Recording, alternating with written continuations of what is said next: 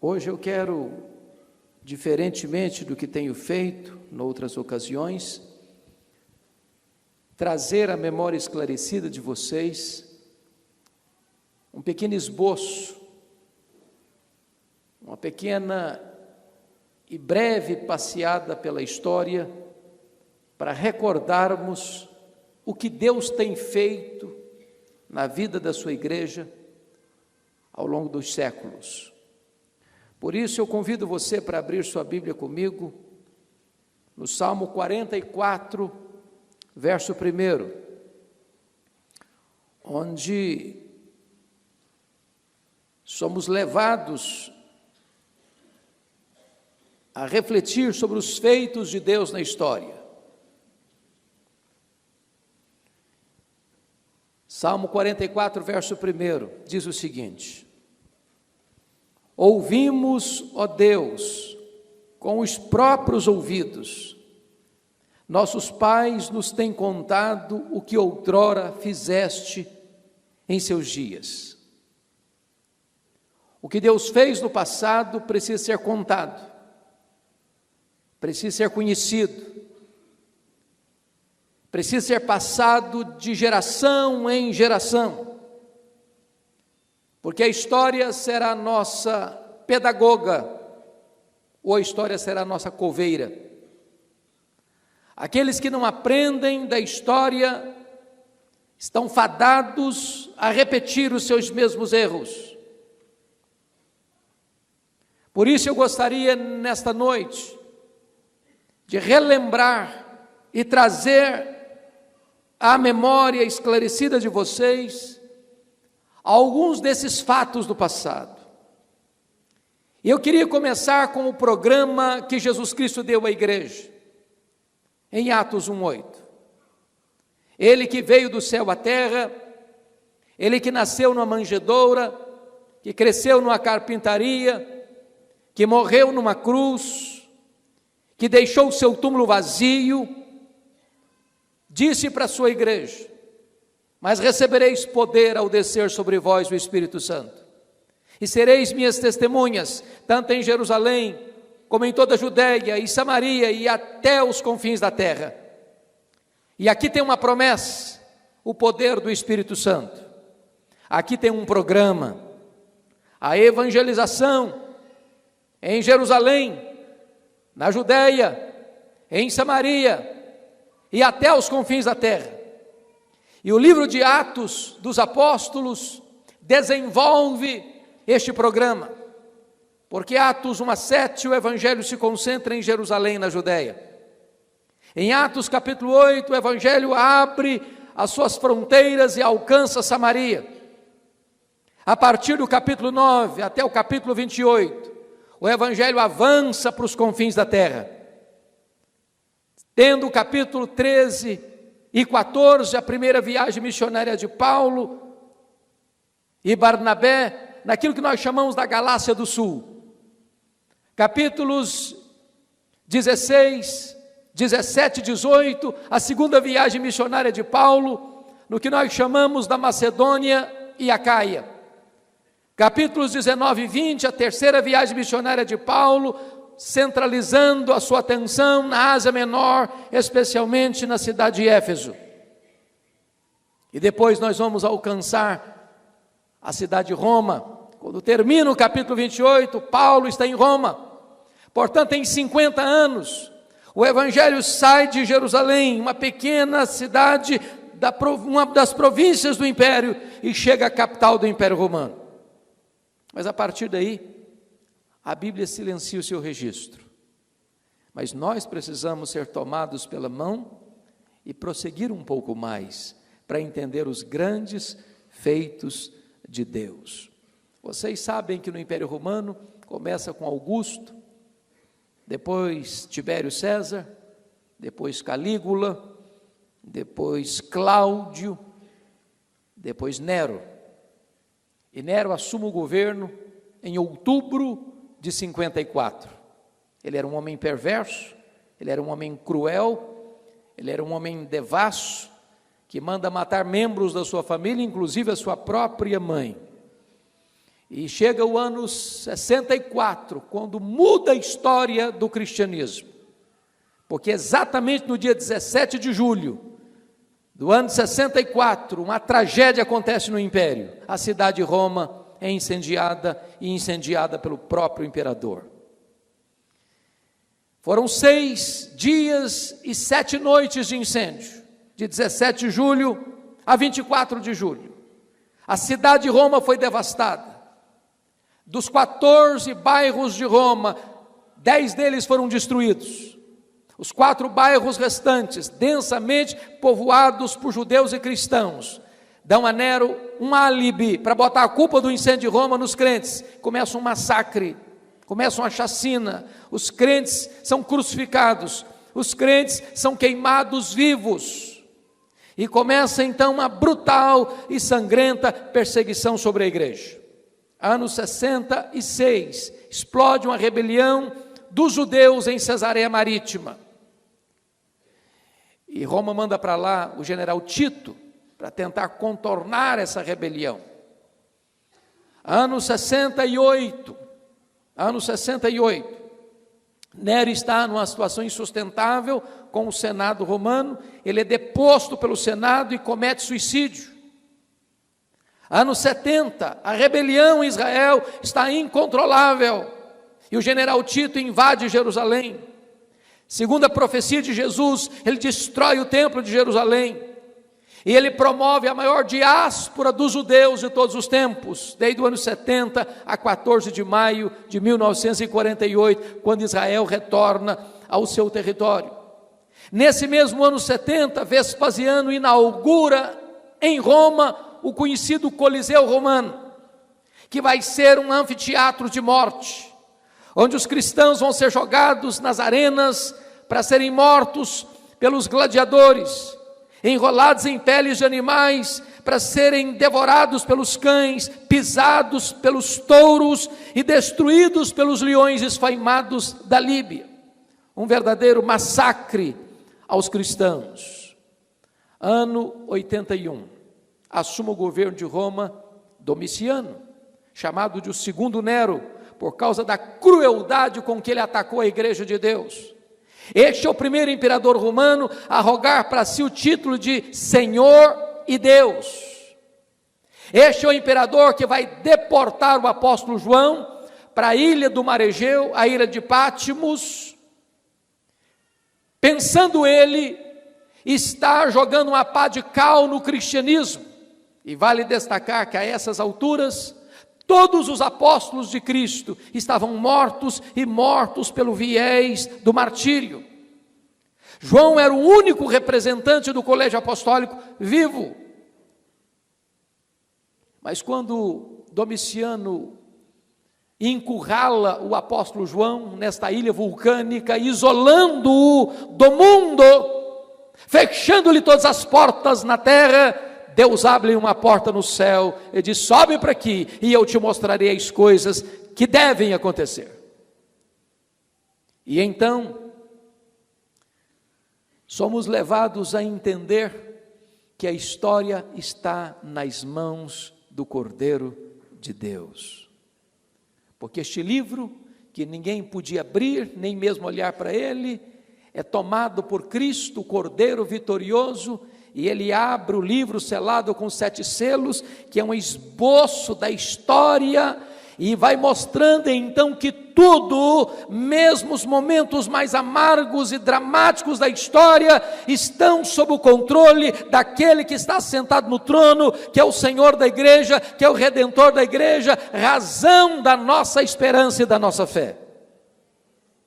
Pois bem, queridos, a perseguição prossegue com outros imperadores, como Marco Aurélio, como Sétimo Severo, como Décio, como Diocleciano, e a perseguição vai aumentando, vai crescendo, vai se avolumando, e os crentes em Cristo precisam viver escondidos nos antros da terra, nas cavernas, nas catacumbas de Roma.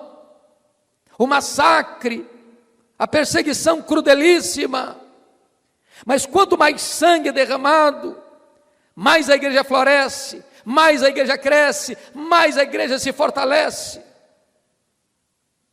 Até que chega o ano 313, um edito de Milão, consegue-se ver que não se pode destruir esta igreja pelo poder das armas, pela crueldade e fúria dos homens.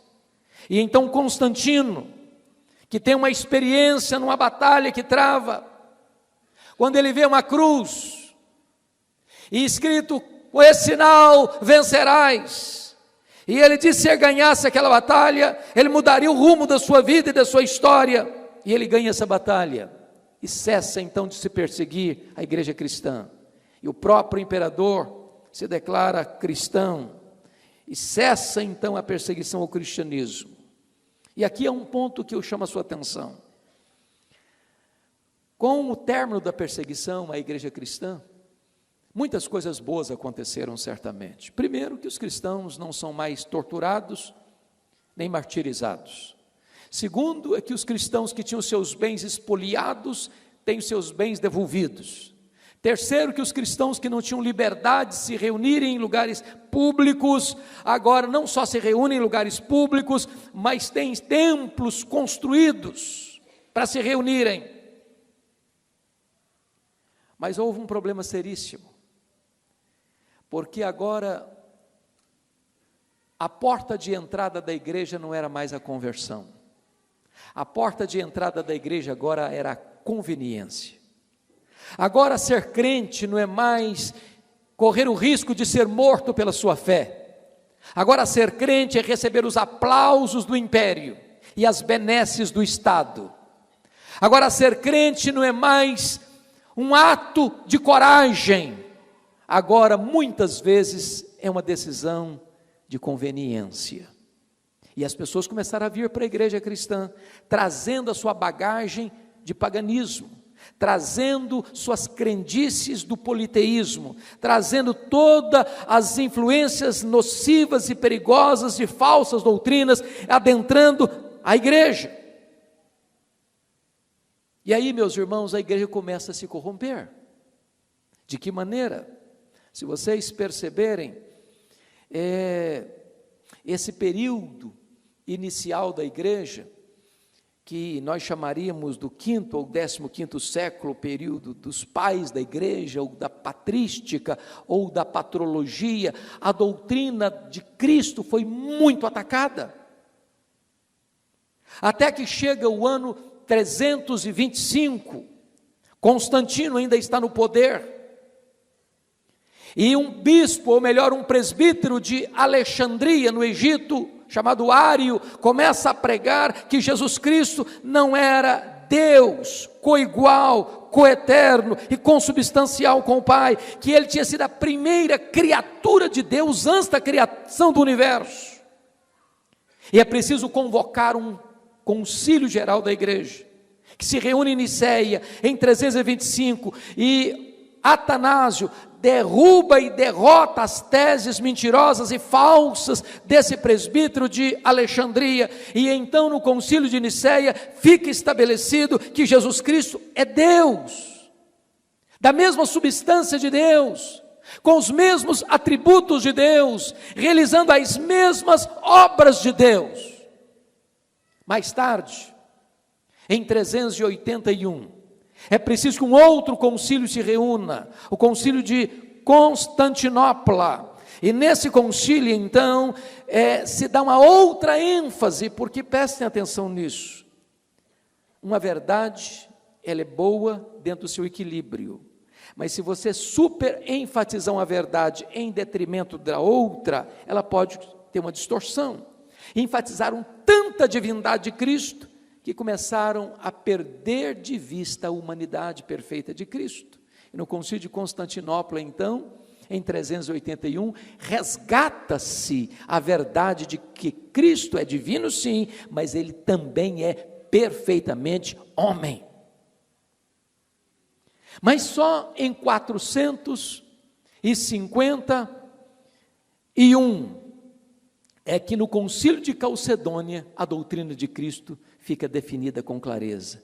Ele é verdadeiramente Deus, Ele é verdadeiramente homem. É uma única pessoa, mas que tem duas naturezas, de tal maneira que quando Cristo se encarnou, Ele não abriu mão da sua divindade. Ele é perfeitamente Deus, mas Ele agora também é perfeitamente homem, e ao ressuscitar, Ele volta para o céu como verdadeiro homem e verdadeiro Deus, e é assim que Ele está à destra de Deus Pai, como verdadeiro Deus, como verdadeiro homem, como nosso mediador, como nosso grande sumo sacerdote, como nosso advogado, como aquele que garante eternamente a nossa redenção.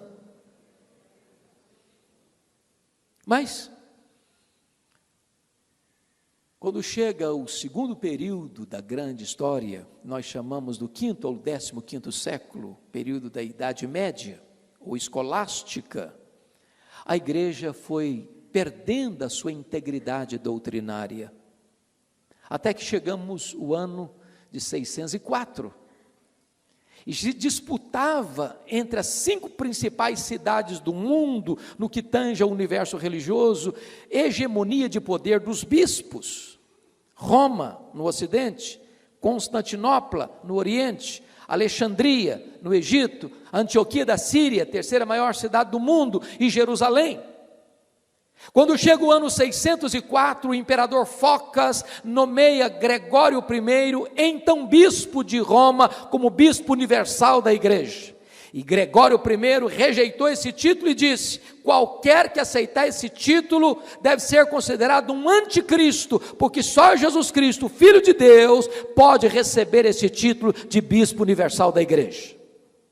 Mas em 607, Focas nomeia Bonifácio III, e Bonifácio III aceita o título de bispo universal, e começa aqui em 604 o que nós chamamos de papado.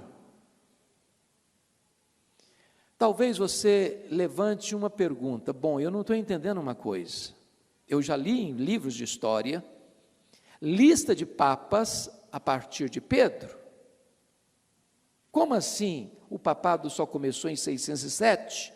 E essa lista de papas de Pedro a 607, aqui está um dos pontos mais importantes da história, irmãos. Surge na França, por volta do ano 800, um documento forjado, falsificado, chamado as Falsas Decretais de Isidoro. Esse documento sustentou a legitimidade do papado por séculos, recuando a instituição do papado a Pedro, entendendo equivocadamente Mateus 16, 18, eu também te digo que tu és Pedro, e sobre esta pedra eu edificarei minha igreja, como se Jesus Cristo estivesse dizendo que Pedro era a pedra sobre a qual a igreja está edificada.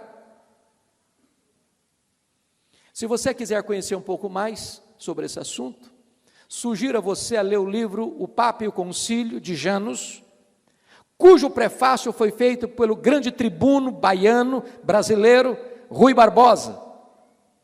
E vale destacar que Rui Barbosa era católico. E é curioso que nessa obra, O Papa e o Concílio, 70% da obra é o prefácio. Eu nunca vi nada igual em literatura. O prefácio era a obra. E Rui Barbosa desbanca essa ideia e revela que um das maiores engodos e falsidades literárias do mundo foi esse documento falso, tentando dar legitimidade ao papado, chamado as Falsas Decretais de Isidoro. A partir daí, então, o papado começa a se corromper. Desvios doutrinários graves começaram a entrar na igreja. Maria passa a ser adorada como mãe de Deus, como mediadora, como corredentora, mais tarde, como rainha do céu, o purgatório, a transubstanciação, o perdão de pecados, a veneração aos santos, as indulgências, o culto aos mortos, a invocação de mortos, a oração mediada por muitos santos. E desta maneira, a igreja foi se corrompendo e se afastando das Escrituras, se apartando da sã doutrina. A igreja foi se fortalecendo politicamente e economicamente, até que Deus prepara o cenário para que isso mude. E vale destacar, irmãos, que Deus começa com um movimento cultural no norte da Itália, no século 14, 15, chamado de Renascença. E a Renascença tira das mãos da igreja as 5 áreas mais importantes que a igreja monopolizava. Primeiro, a economia. A igreja é quem dominava o mundo econômico. Até que nas viagens internacionais, nas conquistas de novos mundos e novos horizontes, com as viagens, com a descoberta das Índias, da América, do Brasil, uma nova classe social surge na Europa, chamada de burguesia, e tira o poder econômico das mãos da igreja. A segunda área, a área das artes. A igreja que determinava as artes. Quando um pintor ia pintar um quadro do rosto de alguém, pintava o rosto dele, mas o corpo dele tinha que ser o corpo de um santo. Até que Miguel Ângelo, Leonardo da Vinci, quebram esse padrão e tira as artes das mãos da igreja. Terceira, ciência. Era a igreja que dizia o que era verdade científica e o que não era. Até que Nicolau Copérnico vai fazer uma afirmação categórica de que o mundo não é geocêntrico, mas heliocêntrico, que a Terra não é o centro, mas é que o Sol é que é o centro e a Terra gira ao redor do Sol. Nicolau Copérnico não teve coragem de expressar suas convicções, a não ser no final da sua vida. Mas o seu discípulo Galileu Galilei, ao expressá-lo, foi preso. E ele precisou negar suas convicções científicas para não ser morto pela Inquisição. E perguntaram para ele: você nega que a Terra gira em torno do Sol? Ele diz: eu nego, mas que gira, gira.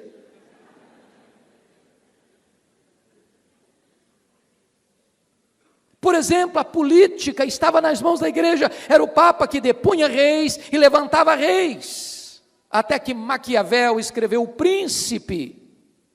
E então, com essa visão política, tira o poder político das mãos da igreja. A quinta área era a religião. A igreja é quem determinava a verdade, porque a Bíblia era tirada do povo, o povo não podia ler a Bíblia. E aqueles que liam, precisavam ler a Bíblia pelas lentes da igreja, as notas de rodapé, até que o monge agostiniano Martinho Lutero depara com Romanos 1,17, o justo viverá pela fé, e então rompe esta ditadura hermenêutica da igreja, e então a palavra de Deus pode ser legada ao povo, para o livre exame das Escrituras. E Deus levanta então, oportunamente, aquilo que nós chamamos dos pré-reformadores. E Deus levanta um universitário, John Wycliffe, de Oxford, estudante e professor em Oxford, um homem culto, que, descobrindo a verdade da Escritura, começa a ensinar a palavra de Deus. Começa a traduzir a Bíblia para o inglês, entendendo que nenhuma transformação pode acontecer sem que a palavra de Deus seja lida na língua do povo. Ele começa a ser perseguido, ele precisa fugir para não ser morto. Mas os seus discípulos, os Lollardos, concluem a tradução da Bíblia para o inglês. Seu discípulo John Hus, na Boêmia, lendo os livros de John Wycliffe, é transformado, é impactado pelo Evangelho e se levanta para pregar com grande poder na Universidade de Praga, e ele prega, e ele ensina, e ele denuncia os desvios da igreja, os excessos do papado, e ele é perseguido, e ele é preso.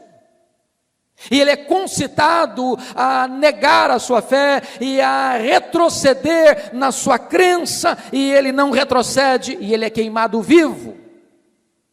Mas quando ele está morrendo, na fogueira, ele abre os lábios e profetiza algo que vai acontecer na história.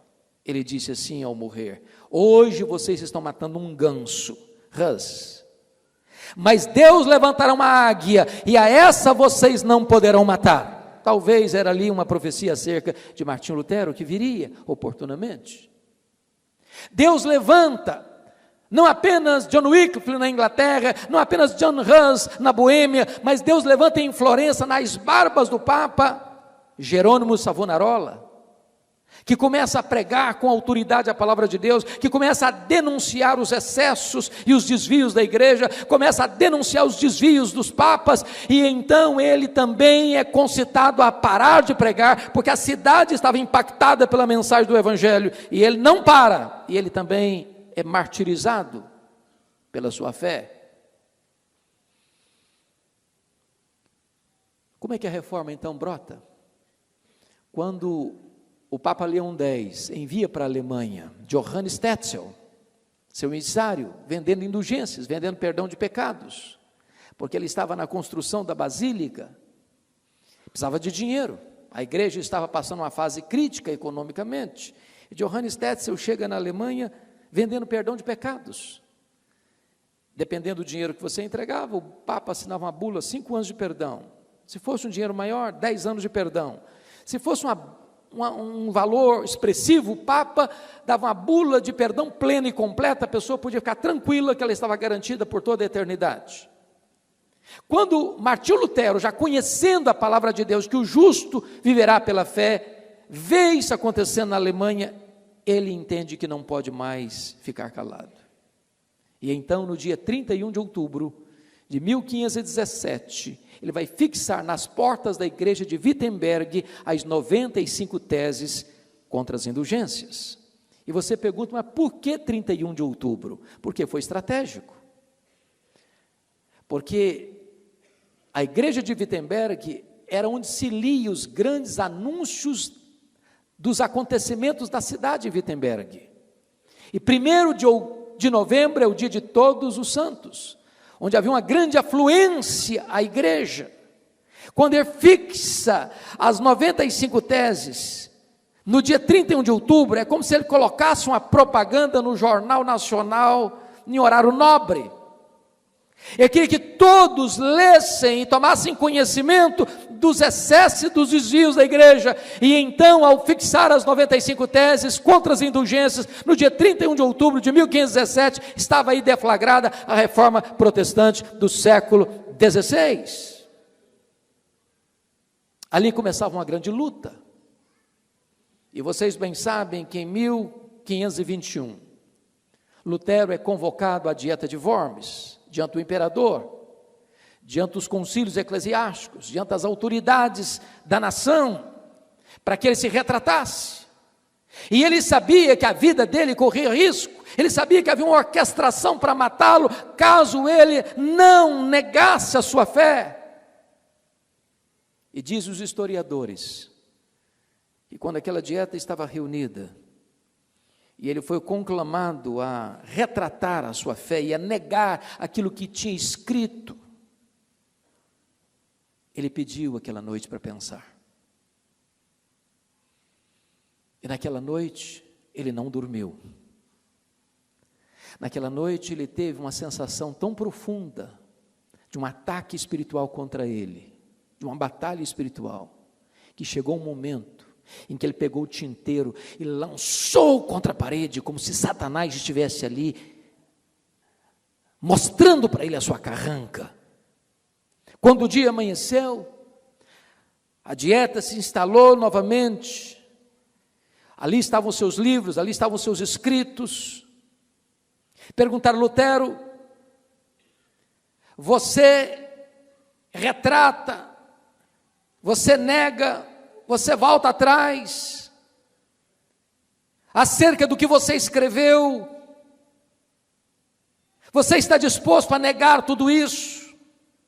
E ele se levantou com serenidade e firmeza granítica e disse: a não ser que vocês me convençam pelas escrituras que eu estou errado, eu não posso me retratar, porque a minha consciência está cativa da palavra de Deus. E que Deus me ajude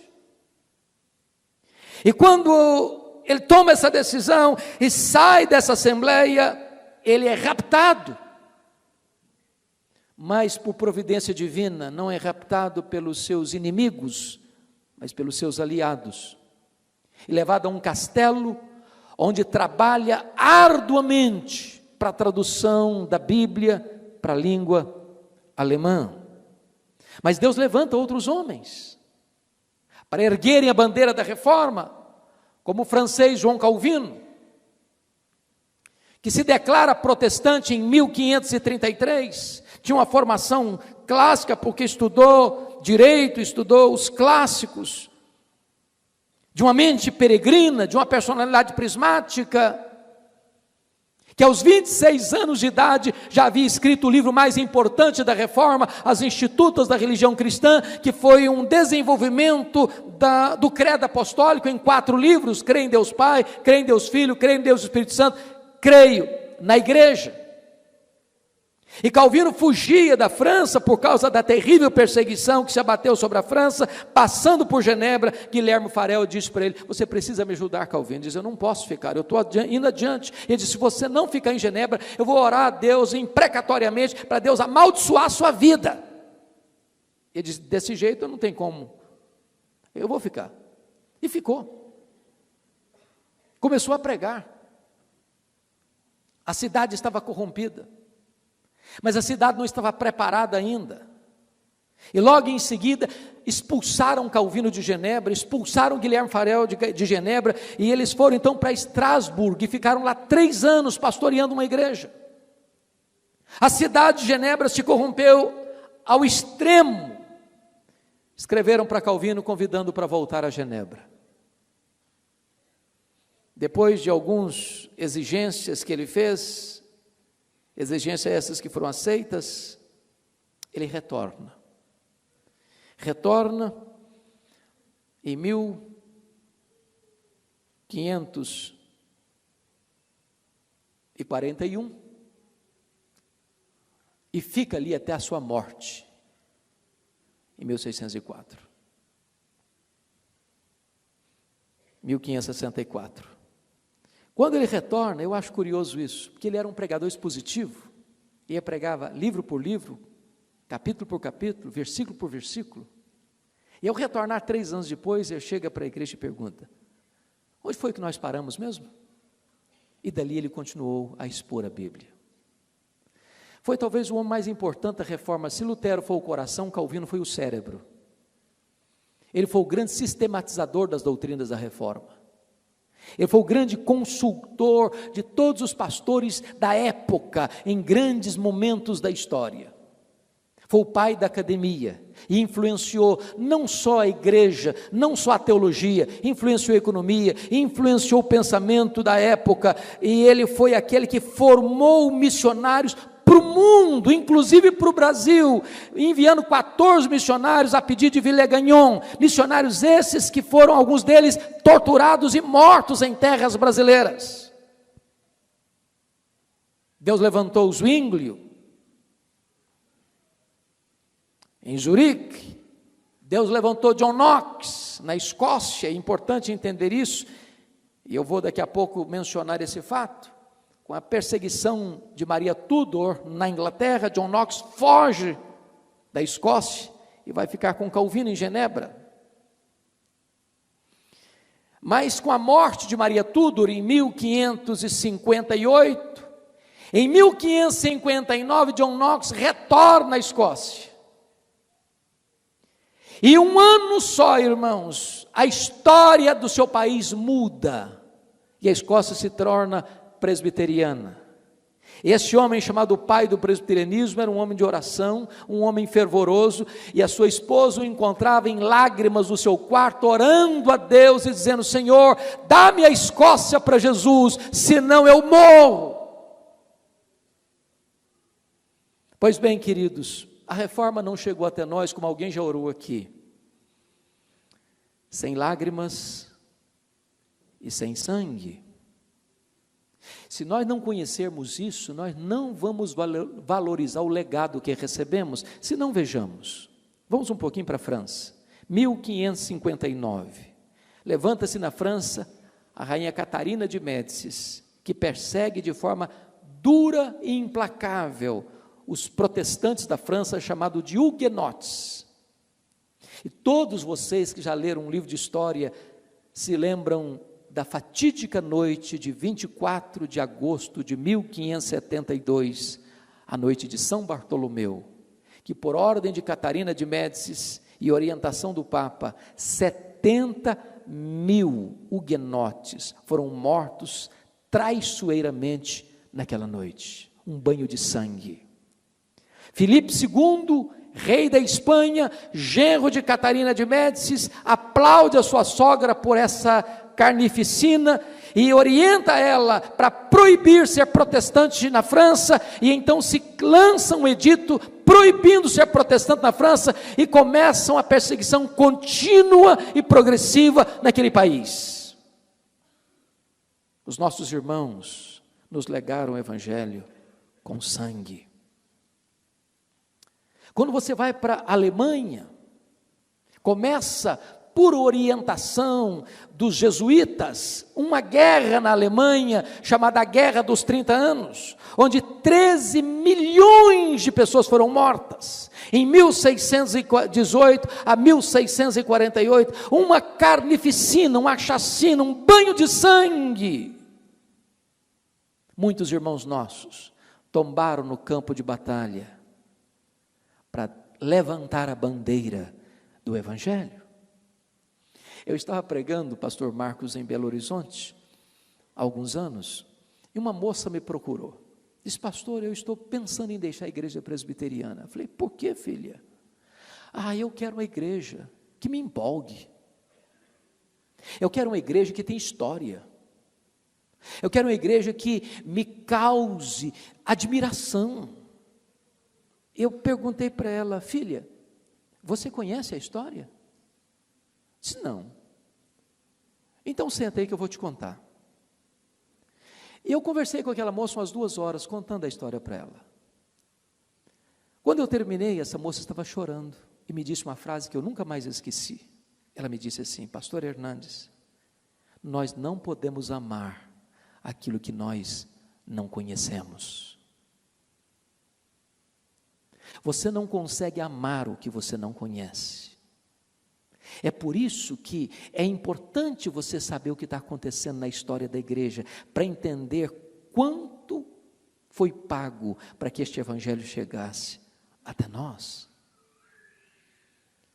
Convido você para dar uma pulada na Holanda. Há uma batalha religiosa lá na Holanda. 1618, 1619, a teologia está passando um momento difícil, porque não sei se vocês se recordam, em 416, no Sínodo de Cartago, Agostinho de Hipona enfrenta Pelágio.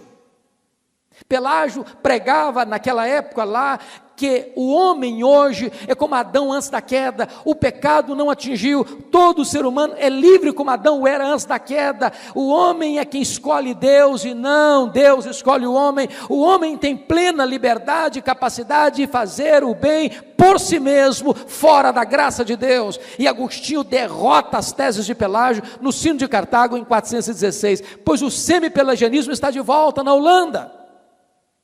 E então esse sínodo, chamado Sínodo de Dort, se reúne na Holanda, e é aqui que se cunha o que nós chamamos dos 5 pontos do calvinismo: depravação total, eleição incondicional, expiação limitada, graça irresistível e perseverança dos santos, e finca-se ali um pilar importantíssimo da fé evangélica e reformada. Mas talvez, irmãos, a nossa história precisa ser melhor compreendida a partir da Inglaterra, porque é da Inglaterra que o Evangelho chega a Nova Inglaterra, Estados Unidos, e de lá vem para o Brasil. E eu chamo a atenção de vocês para esse ponto. 1534, Henrique VIII rompe com o catolicismo na Inglaterra. Não rompe por convicção doutrinária, rompe por conveniência pessoal. Ele queria se casar novamente, divorciar-se da sua mulher e casar de novo com Ana Bolena, e o Papa não lhe dava permissão. Mas ele queria se casar por um motivo específico. Ele queria um filho, homem, para ser seu herdeiro. O Papa não lhe deu essa permissão, ele rompeu com o Papa e cria uma nova igreja na Inglaterra, a igreja anglicana, passando ele a ser chefe de Estado e chefe da igreja. Pois bem, Ana Bolena não lhe deu esse filho, ele casou 6 vezes. 6 vezes. Ele nunca foi um reformado, ele nunca de fato entendeu a reforma plenamente. Então a igreja da Inglaterra não tinha experimentado uma verdadeira reforma, até que ele morre em 1547. E ele tem um filho agora, com 10 anos de idade, chamado de Eduardo VI. E Eduardo VI, com 10 anos, começa a reinar na Inglaterra. Todos vocês sabem que um menino de 10 anos não tem plenas condições de governar. Só para buscar a história bíblica, o rei de Judá que reinou com menor idade foi Joás, com 7 anos de idade. Ele tinha um tutor espiritual chamado de Joiada. Enquanto Joiada foi seu tutor, ele foi muito bem. No dia que Joiada morreu, ele se descambou. Os bispos da Inglaterra entenderam que era a hora de implantar a reforma na Inglaterra. Ridley, Latimer, Cranmer, e estavam junto do rei Eduardo VI, e a reforma estava sendo estabelecida na Inglaterra, quando Eduardo VI morre precocemente, aos 16 anos de idade, em 1553. Quem assume o governo na Inglaterra? Maria Tudor, sua irmã, chamada de Maria Sanguinária. E ela começa a perseguir os cristãos da Inglaterra e leva para estaque, queima em praça pública os 3 líderes do protestantismo da Inglaterra, Ridley, Latimer e Cranmer. Quando Ridley está ardendo em chamas, ele diz para o seu colega que está queimando do lado dele: coragem, Latimer, coragem!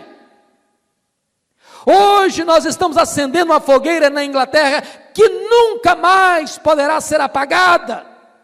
Não é a fogueira que nos queima, é o fogo do poder do Evangelho que vai se alastrar por esta nação. Quis a providência de Deus que Maria Tudor morresse cedo, 5 anos depois, em 1558. E assume o governo da Inglaterra a sua irmã, Elizabeth, que tem um longo governo de 1558 a 1603, e o primeiro decreto de Elizabeth foi decretar a volta dos crentes que tiveram que fugir da Inglaterra para poupar sua vida, e ao fugirem na perseguição de Maria Tudor, inclusive John Knox foi um deles, fugiram para onde? Para Genebra, para a Holanda, para a Alemanha, onde a reforma já estava estabelecida. Quando esses irmãos voltaram para a Inglaterra, eles voltaram fazendo 4 exigências para a igreja. Nós queremos uma igreja com teologia pura, com liturgia pura, com governo puro, com vida pura. E eles então foram batizados na Inglaterra de puritanos, desencadeando uma das mais importantes reformas e reavivamento na história da igreja. Pois bem, queridos, com a morte de Elizabeth em 1603, assume o governo Tiago I, chamado na Escócia de Tiago VI, e ele governa até 1625, tentando voltar a igreja para o anglicanismo, não conseguiu. Com a morte de Tiago I, começa a reinar o seu filho, Carlos I, em 1625, e o primeiro ato de Carlos I foi convocar o parlamento para guerrear e atacar a Escócia, que era presbiteriana, para que fosse anglicana. A Escócia rejeita a proposta e não aceita a imposição de Carlos I. Carlos I convoca o parlamento para lhe votar dinheiro e verba para guerrear contra a Escócia. A maioria do parlamento era de puritanos. Nota de rodapé aqui, os nomes são diferentes, mas o princípio é o mesmo. Presbiteriano na Escócia, reformado na Holanda, huguenotes na França, e puritanos na Inglaterra. O que acontece? O que acontece? O parlamento não, maioria puritana, não apoia o Carlos I e começa uma guerra civil na Inglaterra.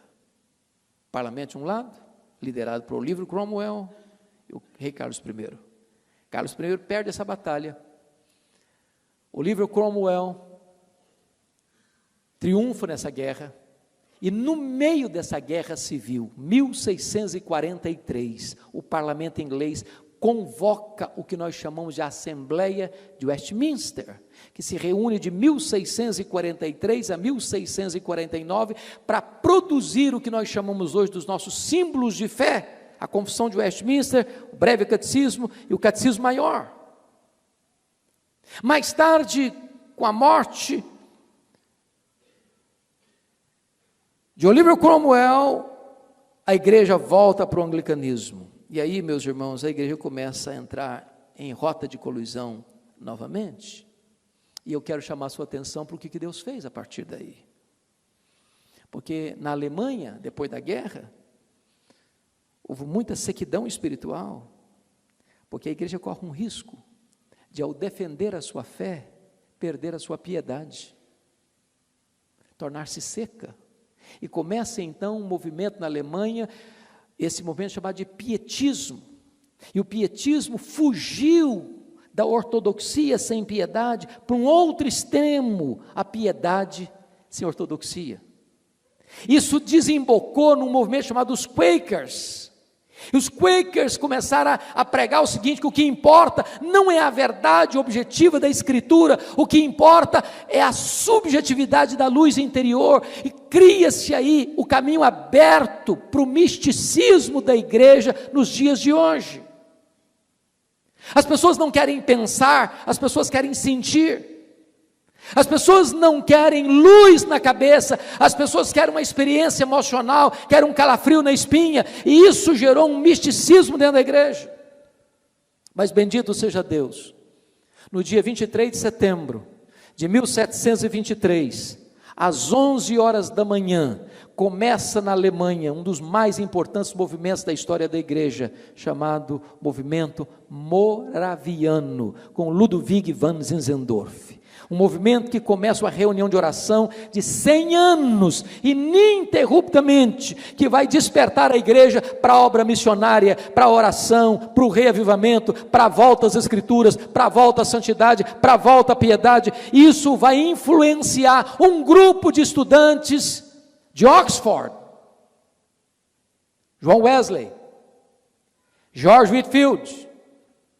E quando a igreja da Inglaterra estava atingida por um movimento que é importante entender aqui, vocês se lembram que surge na França, no século XVII, com René Descartes, um movimento chamado de racionalismo. Racionalismo se resume assim: cogito ergo sum, penso logo existo. E começou a ensinar o seguinte: eu só aceito como verdade o que a minha razão entende e explica. Jogar esse conceito para dentro da teologia. E eu pergunto a você: você explica milagres? Você explica que Deus do nada criou o universo? Você explica que Jesus Cristo transformou a água em vinho? Você explica como Jesus Cristo cura um cego de nascença? Você explica como um morto ressuscita? Você explica milagres? Não! Então vem o iluminismo. E desta maneira, meus irmãos, a Bíblia começou a ser negada, os milagres da Bíblia começaram a ser retirados, não se cria mais na palavra de Deus, não se acreditava mais nas manifestações soberanas e extraordinárias de Deus na história, e começou uma onda de incredulidade na igreja. Quando chega o ano de 1739, a igreja da Inglaterra, por exemplo, estava falida. As igrejas estavam vazias, pregadores que não acreditavam mais na Bíblia, pregavam sermões mortos para auditórios vazios e sonolentos, e desciam do púlpito para se embriagar nas mesas de jogo. Todos apostavam no fracasso irremediável da igreja naqueles dias. Mas bendito seja Deus, Ele nunca deixou de ter uma lâmpada acesa na história. Quando todos apostavam no fracasso da igreja, Deus levantou, por influência dos moravianos, um grupo de estudantes de Oxford para orar por avivamento. John Wesley, George Whitefield, Carlos Wesley. E foi numa reunião de oração de 31 de dezembro de 1739, às 3 horas da madrugada, que naquela reunião de oração, os céus se fenderam, o Espírito Santo desceu sobre aqueles jovens, e eles, cheios do Espírito Santo, se levantaram para pregar, e eles começaram a pregar. As igrejas se encheram de gente faminta de Deus, nas praças as pessoas disputavam espaço para ouvir a palavra de Deus, e este avivamento varreu toda a Inglaterra, e diz os historiadores que foi este avivamento inglês que salvou a Inglaterra do banho de sangue da Revolução Francesa. Se você perceber,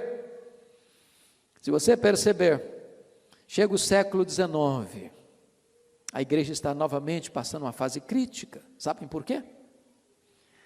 Porque o racionalismo, o iluminismo entrou na teologia e começou a destruir os seminários. Irmãos, deixa eu dizer uma coisa importante aqui para vocês. O perigo que ameaça uma igreja não começa com os crentes, nem começa nos púlpitos, começa nas cátedras. Nas cátedras. Não tem nada mais nocivo para uma igreja do que um professor num seminário que não crê que a Bíblia é a palavra de Deus. Os seminários que formaram teólogos, pastores, missionários para o mundo, foram tomados de assaltos pelos liberais da época. Não acreditavam mais na Bíblia. Chega o século XIX, a igreja está varrida pelo liberalismo. Deus levanta em Londres Charles Haddon Spurgeon para combater isso. Tentaram de todas as formas restaurar a igreja. A igreja nos Estados Unidos está em decadência. E o que eu acho magnífico é que o avivamento nos Estados Unidos no século XIX não começa com um teólogo, não começa com um pastor, não começa num seminário, não começa nem dentro da igreja, começa com um comerciante que em Nova York reúne algumas pessoas para orar no hotel ao meio-dia. Jeremias Lampier. E ele escreveu um testemunhozinho, distribuiu na vizinhança e chamou as pessoas: você quer orar? Vem orar comigo. Meio-dia no hotel. Primeira semana ninguém, segunda semana 6 pessoas. Daqui a pouco, em 6 meses, tinham 10.000 homens orando por avivamento em Nova York. Esse avivamento incendiou a nação, e Moody chega a informar-nos que parecia que a nação toda era uma seara em fogo. Deus levantou a igreja. E vale destacar que isso é 1557 a 1857 a 1859, e foi no fragor desse avivamento que um jovem estudante Princeton, nos Estados Unidos, Ashbel Green Simonton, escutando um sermão de Charles Hodge, seu professor, falando sobre missões, o coração ardeu e disse: eu vou para o Brasil. E no dia 12 de agosto de 1859, chegava no Rio de Janeiro, esse jovem com 26 anos de idade, com fogo no coração, com a paixão por avivamento, clamando aos céus por um batismo de fogo na sua vida, para dar início a esta igreja. Pela graça de Deus, você e eu fazemos parte. A igreja presbiteriana do Brasil nasceu sob o signo do avivamento espiritual. Naquele mesmo século, século XIX, lá na Escócia, a igreja estava em crise, e Deus levantou um pastor presbiteriano com 29 anos de idade, ele morre com 20 anos de idade, Robert McKean, para buscar o avivamento. O que eu acho maravilhoso é que ele mesmo não experimentou o avivamento. Foi quem o substituiu, uma pessoa sem a expressão dele, Chalmers, quem experimentou o avivamento. Mas esse homem era um homem tão santo de Deus, que quando ele morreu, dizem os seus biógrafos, que quando ele se levantava para pregar, antes de ler a Bíblia, só em olhar para ele, as pessoas começavam a chorar. Estava a intimidade dele com Deus. Aí um dia um turista vai à Escócia, e pergunta para o zelador da igreja: eu queria muito conhecer o púlpito onde o Robert McKean pregava, o escritório onde ele estudava. Eu queria conhecer o segredo dele. Qual o segredo desse homem? O zelador pegou o turista pelo braço, levou ao gabinete pastoral e disse: você quer conhecer o segredo de Roberto McKinney? Então, põe o seu rosto no chão aqui e comece a chorar. Comece a chorar. Aí levou o púlpito, disse: você quer conhecer o segredo dele? Chore, chore, chore. E você vai começar a entender o poder deste homem. Meus irmãos, até que chegamos no século XX, e Deus levanta um avivamento no país de Gales, com um adolescente, e eu estou muito feliz de ver alguns adolescentes aqui. Eu quero dizer para vocês que o avivamento muitas vezes não começou pelas vias oficiais, pelos concílios, começou na paralela. E esse avivamento começa com um adolescente chamado Evan Roberts. E tudo começa quando ele entra no gabinete do seu pastor, que já era um homem idoso, cabelos brancos, e viu o seu pastor com o rosto no chão, chorando e dizendo: meu Deus, dobra minha vida, oh meu Deus, dobra minha vida. E o menino saiu dali impactado, e ele pensou assim: se o meu pastor tem que ser dobrado, eu tenho que ser moído. E ele estava estudando numa cidade vizinha, e ele foi à igreja no domingo. E enquanto o pastor pregava, o coração dele ardia. Ele era novo na fé, inexperiente. Terminado o culto, ele procurou o pastor e disse: pastor, o senhor pregava e meu coração queimava. E queimava no sentido de voltar para a minha cidade, a cidade de Lagor, e começar uma reunião de oração amanhã, segunda-feira, com os jovens da minha igreja. Só que eu não tenho discernimento, pastor, não sei se isso é voz de Deus, se isso é voz do diabo, eu não sei. O pastor olhou para ele e disse: meu filho, se é para orar, pode voltar. O diabo não manda ninguém orar, não. Se é orar, Deus está falando com você, pode voltar. E ele volta na segunda-feira, reúne os jovens da igreja, e naquela noite, eles perderam o senso de horário. Foram de 7 da noite a 10:30 da noite, na reunião de oração. Na terça-feira, a igreja estava em peso na reunião de oração. Na quarta-feira, uma multidão na reunião de oração. Para encerrar a conversa, no sábado, o comércio da cidade fechou, porque ninguém queria saber de outra coisa a não ser buscar a face de Deus. Em 6 meses, tinham mais de 100.000 pessoas convertidas, e este avivamento varreu todo o país de Gales, entrou nas universidades americanas, foi para Xangai, na China, com Jonathan Goforth, e daí foi para a Coreia. Deus pode levantar um adolescente e revolucionar o mundo pelo poder do Espírito Santo. O evangelho chega então e experimenta um poderoso avivamento na Coreia em 1907. E vocês bem sabem, irmãos, que a igreja presbiteriana chegou na Coreia 28 anos depois que chegou no Brasil. Se nós somarmos todos os presbiterianos do Brasil, talvez nós ainda não cheguemos a 2 milhões de membros. Pois a igreja presbiteriana da Coreia, mesmo tendo chegado lá 28 anos depois, tem mais de 10 milhões de membros. Hoje nós somos 0,3% da população brasileira, a igreja presbiteriana da Coreia são 23% da população brasileira, da população coreana. Os presbiterianos representam 75% de todos os evangélicos da Coreia do Sul.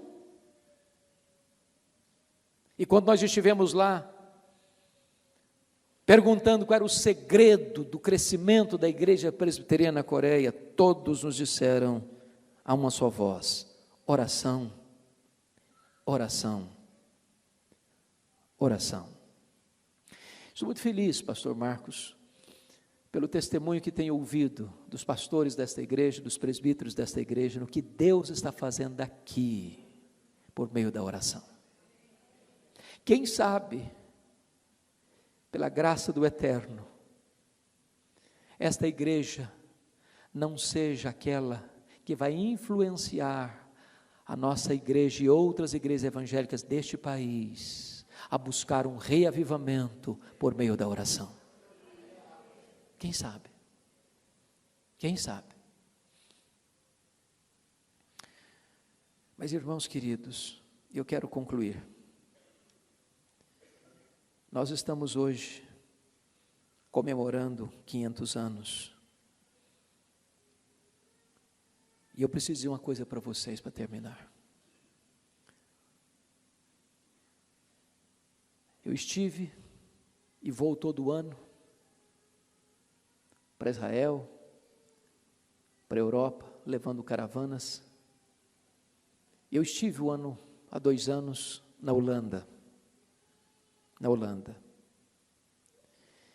Até 1960, a Holanda era um país cujos crentes iam à igreja.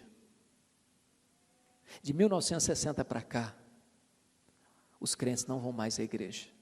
Os templos estão lá, mas vazios. De vez em quando tem uma apresentação musical, ou uma apresentação artística, aí o povo vai.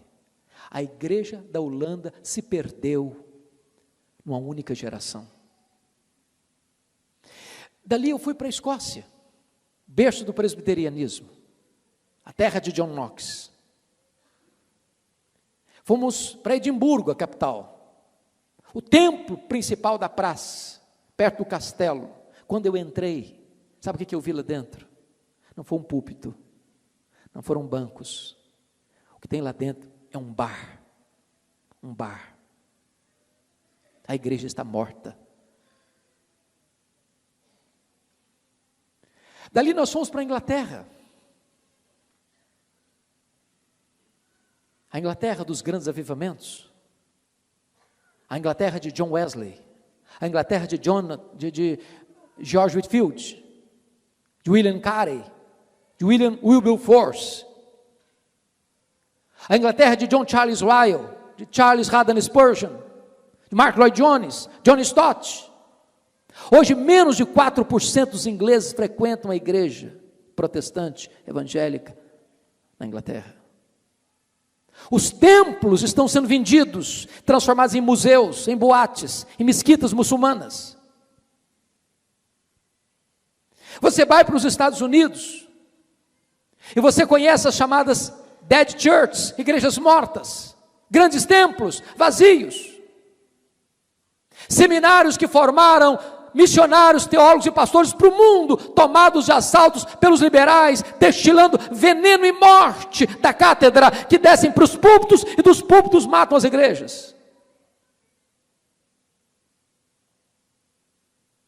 As denominações históricas perdendo membros ano após ano, ano após ano, ano após ano. Olhem para o Brasil. E você já tem hoje no Brasil denominações inteiras que se renderam ao liberalismo, cujos professores, alguns, se levantam na classe diante dos seus alunos e perguntam: esse livro aqui é palavra de Deus? E jogam a Bíblia no chão e pisam sobre ela.